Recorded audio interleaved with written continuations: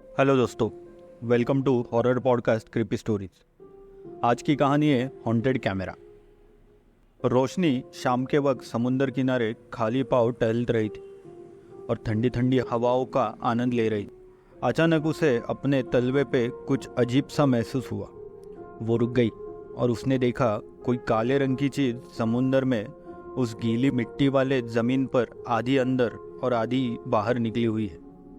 उसने हाथ लगाकर उस चीज को बाहर निकाला। ये क्या? उसने मन में बुदबुदाया। उसने हल्के पानी से उस मिट्टी को साफ किया और फिर गौर से देखने पर उसे लगा कि जैसे कोई कैमरा है। वो बहुत खुश हो गई। अरे वाह, ये तो एक कैमरा है शायद। वो अपने रूम पे लौट गई। रूम में जाकर रोशनी ने पहले अपने हाथ मुंह धोया, थोड़ा फ्रेश हो ली और फिर उस कैमरे से छेड़छाड़ करने बैठ गई। वो एक पुराना सा दिखने वाला कैमरा था। न जाने किसका था और कब से वहां पे पड़ा था।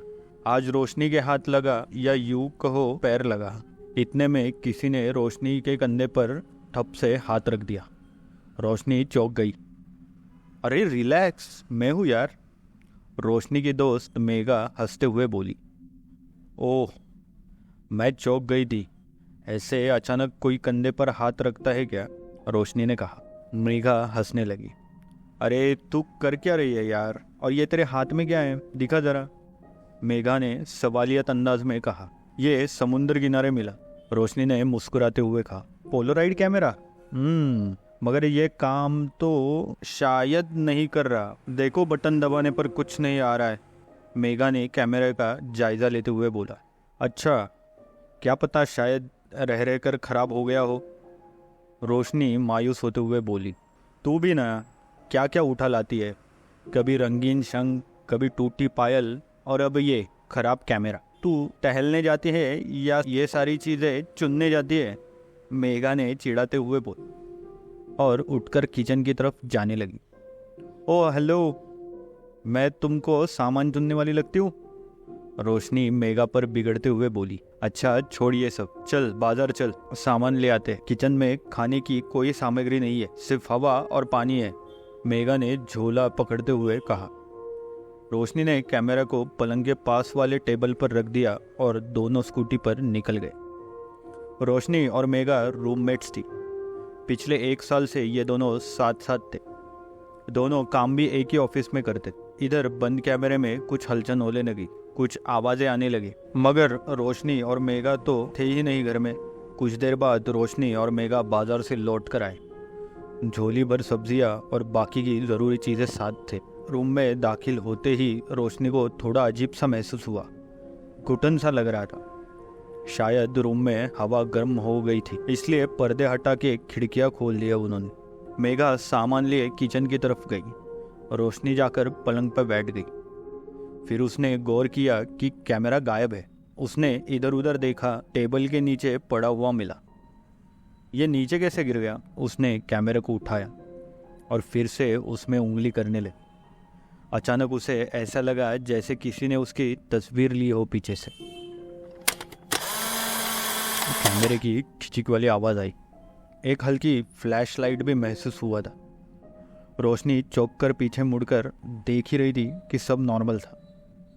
फिर वो सोचने लगी कि मुझे ऐसा क्यों लगा जैसे पीछे से किसी ने फोटो निकाली। इतने में मेघा रूम में आ गई। क्या हुआ रोशनी, इधर उधर क्या देख रही है? मेघा ने रोशनी को हैरान देखकर उससे पूछा। यार, ये कैमरा नीचे गिरा हुआ था और मैंने इसे उठाया। फिर मुझे ऐसा लगा कि जैसे किसी ने पीछे से मेरी फोटो खींची हो। आवाज और फ्लैशलाइट भी महसूस हुआ। रोशनी ने गंभीर स्वर में कहा। मेघा हंसने लगी। व्हाट नॉनसेंस, अरे कोई नहीं है, तुमसे गलती से कैमरा का बटन दब गया होगा। नहीं यार, अगर ऐसा होता तो फोटो भी निकल दी ना, रोशनी ने कहा। तो फिर तुम्हें गलतफहमी हुई होगी। चल छोड़िए सब, आओ और देख मैंने क्या बनाया है, जरा टेस्ट करके बताना। मेघा किचन की ओर चलने लगी। 2 पल रोशनी सोचती रही, फिर लगा कि हाँ शायद कोई वहम ही होगा। उसने कैमरे को फिर से उसी टेबल पर रख दिया और मेघा के पास किचन में चली गई। रात में दोनों ने डिनर किया।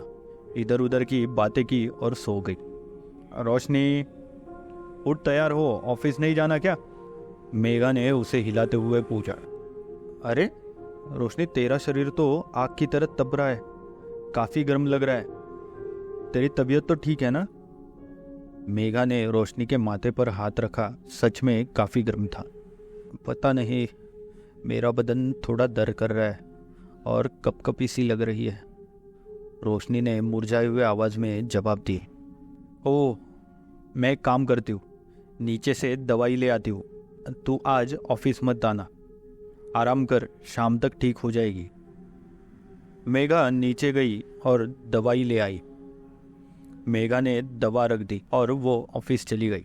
रूम में रोशनी अब अकेली थी। दोपहर हो चुकी थी। घड़ी डिंग डोंग करके आवाज़ कर जाहिर कर रही थी कि 12 बज रहे। रोशनी की आँख थोड़ी थोड़ी सी खुली। वो उठी और बाथरूम की तरफ गई। उसने ब्रश किया और नहाकर निकल आई। मेघा ने नाश्ता बनाया था, सो रोशनी ने अपने बेड पर बैठे बैठे ही नाश्ता करने लगी। वो टीवी देख रही थी और नाश्ता करते जा रही थी। नाश्ता ख़त्म कर उसने अपनी दवाई ली। कुछ देर तक वो टीवी देखती रही, लेकिन उसकी आंखें भारी होने लगी। शायद दवा ने असर किया था। उसने टीवी बंद किया और बेड पर आराम से लेट गई और गहरी नींद में उतर गई। रोशनी एक बंद कमरे में थी जिसमें अंधेरा पसरा हुआ था और कुछ फ्लैश लाइट चमक रहे थे। उसे खिचिक खिचिक आवाज़ें आ रही थी। कोई सफ़ेद साया उसकी तरफ बढ़ रहा था।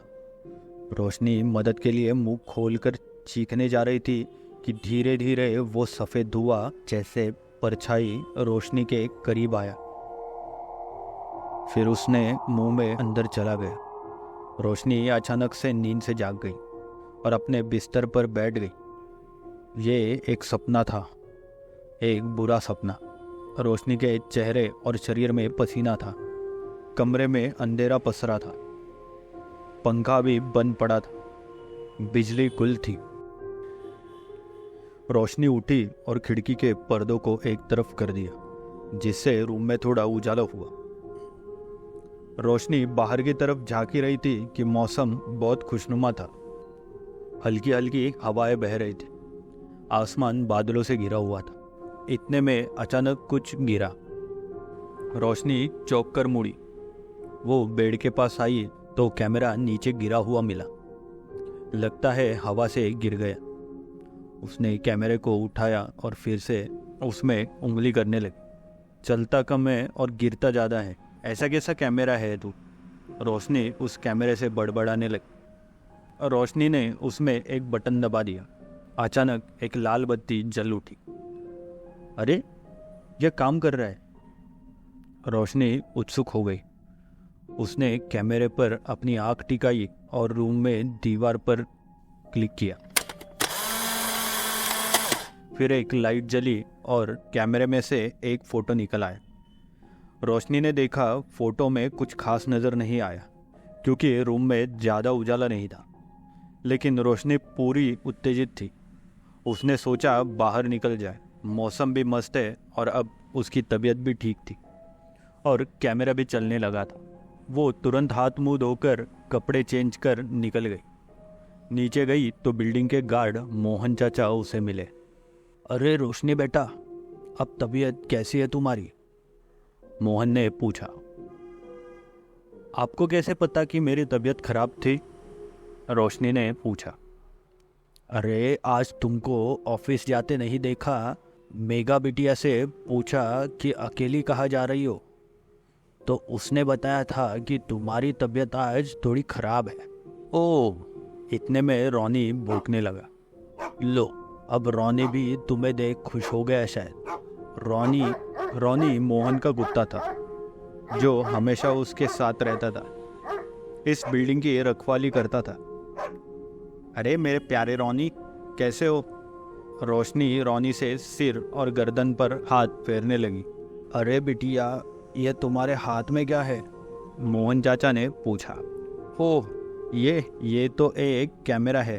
कल शाम यही समुद्र किनारे मिला था, रोशनी ने जवाब दिया। अच्छा काम कर रहा है क्या? हाँ बिल्कुल, एक मिनट, मैं आपकी फ़ोटो खींच कर दिखाती हूँ। एक काम करते, आप और रोनी दोनों एक साथ खड़े हो जाइए। स्माइल। कैमरे में से आवाज़ आई और एक फ़ोटो निकला। रोशनी फ़ोटो पकड़ हवा में कुछ पल झटकने लगी और फिर रुक गई। फ़ोटो उभर आई। उतनी क्लियर तो नहीं थी, मगर ठीक ठाक ही थी। उसने उस फ़ोटो को मोहन को दे दिया। लीजिए अंकल, आपकी फ़ोटो। रोशनी मुस्कुराते हुए बोली, अरे वाह, ये तो मस्त चीज़ मिल गई है तुझे। तत्कालीन फ़ोटो निकाल दिया, वाह। मोहन भी खुश होते हुए कहा। रोशनी बाहर निकल गई। रोशनी मौसम का मज़ा लेते हुए इधर उधर कुछ भी अच्छा लगता तो उसे कैमरे में उतारने लगती। फूल, बागान, पेड़ों और पंछियों की तस्वीरें निकालने लगी।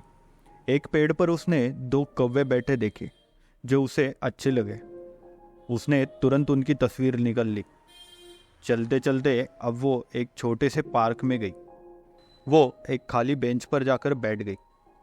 रोशनी एक एक कर फोटो देख रही थी।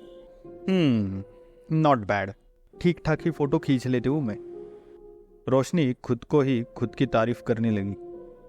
अचानक एक बुजुर्ग महिला वहां आकर रोशनी के बगल में बैठ गई। महिला रोशनी को देखने लगी। कुछ देर बाद, क्या तुम फोटोग्राफर हो? महिला ने रोशनी की तरफ देखते हुए धीमे आवाज में पूछा। इस पर रोशनी मुस्कुराते हुए बोली, जी नहीं आंटी, मैं तो बस ऐसे ही टाइम पास कर रही हूँ। क्या नाम है बेटा तुम्हारा? महिला ने प्यार से पूछा। रोशनी। कहाँ रहती हो? बस यही मीना अपार्टमेंट है ना पास में, वही अपने दोस्त के साथ रहती हूँ। रूम में अकेले बोर हो रही थी तो बाहर निकल आई मौसम का मज़ा लेने। और आप? रोशनी ने जवाब दिया, मेरा नाम मालती है। मैं भी यहाँ पीछे के एक फ्लैट में रहती हूँ, लीलावती अपार्टमेंट में। मैं हर शाम ढलने के बाद यहाँ आकर थोड़ा टहल लेती हूँ, फिर इसी जगह आकर बैठ जाती हूँ कुछ देर। मुझे अच्छा लगता है, लेकिन आज मौसम इतना खुशनुमा है कि थोड़े पहले ही आ गई मैं। काफ़ी देर तक दोनों में बातें होती रही, बिल्कुल 2 सहेलियों की तरह। रोशनी का मोबाइल बजने लगा। मेघा ने कॉल किया था। अरे रोशनी, कहाँ है तू? जल्दी आजा, मैं रूम में आ गई हूँ। मेघा ने बोला। हाँ, मैं बाहर निकली ही, बस आ रही हूँ 5 मिनट में। तेरी तबीयत तो ठीक हो गई? मेघा ने पूछा। हाँ बिल्कुल ठीक हूँ मैं अब। चल ठीक है, तू जल्दी आ, मैं बहुत थक गई हूँ। मेघा थकावट भरी आवाज़ में बोली। हाँ ठीक है, आ रही हूँ, रोशनी ने कहा। रूम लौटने से पहले रोशनी ने उस महिला की फ़ोटो भी निकाली और उसे दे दी। महिला भी खुशी खुशी फ़ोटो खिंचवाई। आपसे बातें करके बहुत अच्छा लगा आंटी, रोशनी ने कहा। मुझे भी बहुत अच्छा लगा बेटी तुमसे मिलकर। कल शाम में मिलेंगे, कहकर रोशनी वहाँ से रवाना हो गई और अपने रूम की तरफ जाने को हुई। कहाँ घूमने चली गई थी? अरे यार, यही पास के पार्क में थी। एक आंटी से बातें करने में व्यस्त हो गई थी। अच्छा, पर तुझे क्या हुआ? रोशनी ने मेघा का बेजान चेहरा देखते हुए पूछा। अरे क्या होगा, आज तू ऑफिस नहीं गई थी तो तेरे हिस्से का काम भी मुझे ही करना पड़ा। पूरा दिन कंप्यूटर के आगे बैठकर आंखों की तो बैंड बज गई, सर भी दर्द से फटा जा रहा है, मेघा ने जवाब दिया। ओह सॉरी यार, रोशनी ने मायूसी जाहिर की। अरे कोई बात नहीं, मेघा मुस्कुराते हुए बोली। तू बैठ, मैं डिनर रेडी करूंगी आज, रोशनी बोली। ठीक है। और तेरे हाथ में ये कैमरा? मेघा ने पूछा। ओह हाँ, पता है ये कैमरा काम कर रहा है। मैंने कुछ तस्वीरें भी खींची है और तमाम तस्वीरें अपनी जेब से निकालकर उसे दिखाने लगी। सच्ची? वाओ, मेघा ने तस्वीरों को देखा। ला दिखा कैमरा। मेघा ने रोशनी से कैमरा लिया। तू देख, तब तक मैं जाकर किचन का काम कर लेती हूँ। रोशनी हाथ मुंह धोकर किचन की तरफ चल दी। मेघा अब कैमरे के साथ व्यस्त थी। तस्वीरों को देख लेने के बाद उसने अब कैमरा हाथ में लिया। अब वो फोटो निकालना चाहती थी। उसने कैमरा का मुंह अपनी तरफ किया और एक सेल्फी निकालने लगी। एक हल्की फ्लैशलाइट हुई और फोटो निकल आई। वाव, सो कूल। मेघा भी खुश हो गई। ये तो कमाल का है, उसने कहा। वो किचन की तरफ गई। वाह रोशनी, ये तो मज़ेदार है, मेघा ने कैमरे की तरफ इशारा करते हुए बोला। है ना, रोशनी रोटी बेलते हुए बोली। मेघा अब कैमरे से रोशनी की तस्वीर निकालने लगी। रोशनी स्माइल।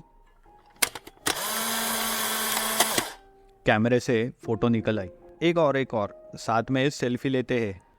हाँ ठीक है, रोशनी भी बोली। लेकिन ये क्या, सिर्फ फ्लैश हुआ मगर कोई तस्वीर नहीं निकल आई। फिर से कोशिश की मेघा ने, मगर फिर वही हुआ, कोई तस्वीर नहीं निकली। ओह, शायद इसकी रील प्लेट ख़त्म हो गई होगी, मेघा ने कहा। ओह शिट, कोई बात नहीं, नया रील खरीद कर लगा देंगे, दोनों ने आपस में कहा। दोनों खाकर सो गई। अगली सुबह, रोशनी उठ, सुबह हो गई है। रोशनी की आंखें खुली। दोनों नहाकर कपड़े पहनकर तैयार थे।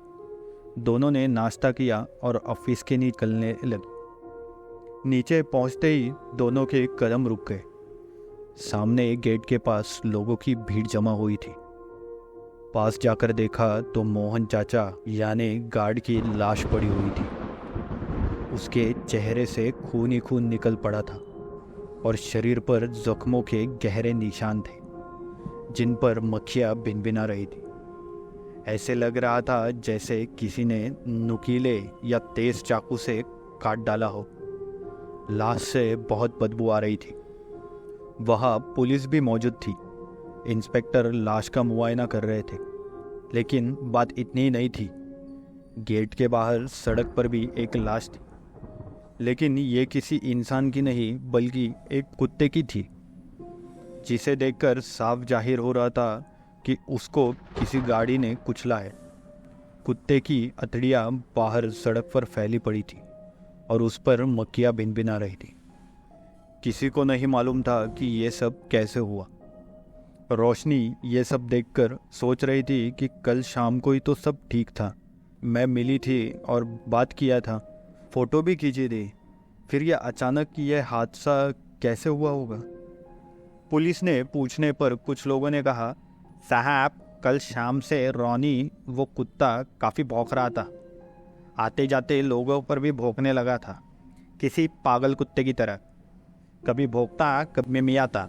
हादसा रात में हुआ था, इसलिए किसी ने इसे होते हुए नहीं देखा था। पुलिस इंस्पेक्टर थोड़ी सोच में पड़ा। हो सकता है यह कुत्ता पागल हो गया हो और इसी ने अपने मालिक को यानी गार्ड को काट कर मार डाला हो और फिर भागने के क्रम में सड़क के किसी तेज कार के आगे आके मर गया हो, पुलिस सोच रहे थे। रोशनी और मेघा भी भीड़ में थे।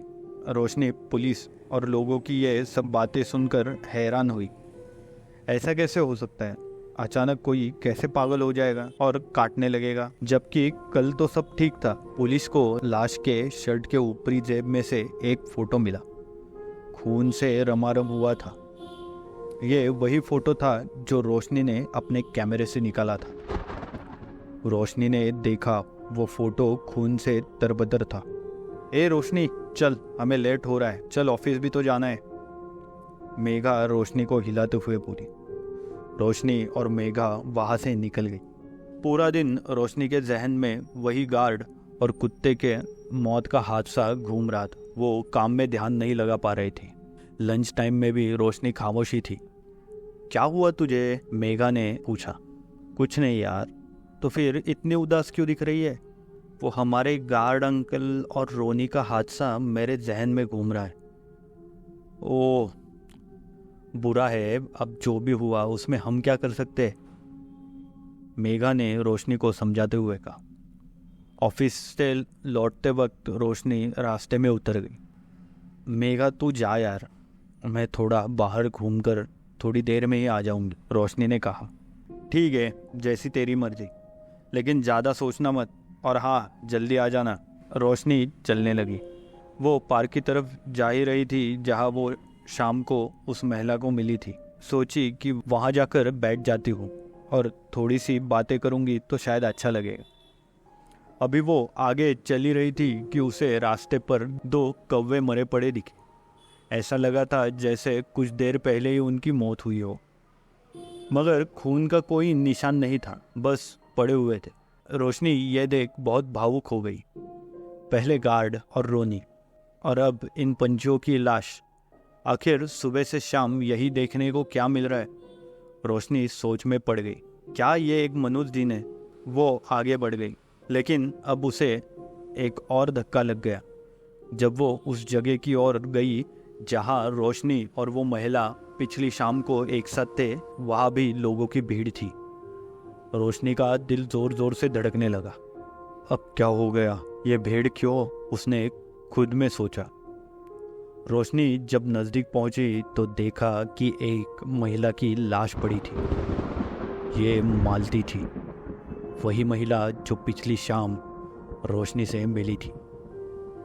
ये देखकर रोशनी की आंखें खुली की खुली रह गई। कल तक तो सब ठीक था। कल शाम मैंने इसे कितनी सारी बातें की और कितना अच्छा पल गुजारे थे, पर आज इनकी मौत यहाँ कैसे? पुलिस मौजूद थी। सर, सुबह एक गार्ड और कुत्ते की लाश, फिर शाम में एक महिला की लाश। ये चक्कर कुछ समझ नहीं आ रहा। ये महज इत्तेफाक है या कोई मर्डर? हवलदार ने इंस्पेक्टर से पूछा। कुछ कह पाना फिलहाल मुश्किल है गोपी। गार्ड के फॉरेंसिक रिपोर्ट से ये जाहिर हुआ है कि उसकी किसी कुत्ते की काटने की वजह से मौत नहीं हुई। और इस महिला की लाश के पास देखो कुछ नारियल गिरे हुए, और इसके सर पर खून भी है। नारियल का पेड़ और पेड़ के नीचे ये बेंच। हो सकता है ये महिला यहाँ इसी बेंच पर बैठी थी और हवाएं चली होगी तो ऊपर से पेड़ पर से नारियल सीधा इनके सर पर गिरा हो। पेड़ की ऊंचाई देखो कितनी ज़्यादा है। इतनी ऊंचाई से एक बुजुर्ग महिला के सर पर नारियल गिरेगा तो क्या होगा? पुलिस ने कहा। पुलिस ने उस महिला के पर्स की तलाशी ली तो उसमें एक फ़ोटो मिली। जिस तरह से मौत हुई उससे एक हादसा मालूम पड़ता है, मगर यह फ़ोटो का मिलना और सुबह भी उस गार्ड की जेब से फ़ोटो का मिलना कुछ संबंध जाहिर करता है। दोनों एक जैसे कार्ड पिक्चर है। आखिर मांजरा क्या है? पुलिस गहरी सोच में डूबते हुए अपने हवलदार से बोला। रोशनी को अब कुछ आभास हुआ। उसने गौर किया कि जिस किसी की भी मौत हुई है उन सब की फ़ोटो रोशनी ने निकाली थी। सबसे पहले गार्ड और कुत्ता, फिर रास्ते में पंछियों की लाश, और अब मालती आंटी। यानी जिस की फ़ोटो मैंने निकाली उनकी किसी न किसी तरह से मौत हो रही है, रोशनी ने अपने आप से कहा। उसके रोंगटे खड़े हो गए थे।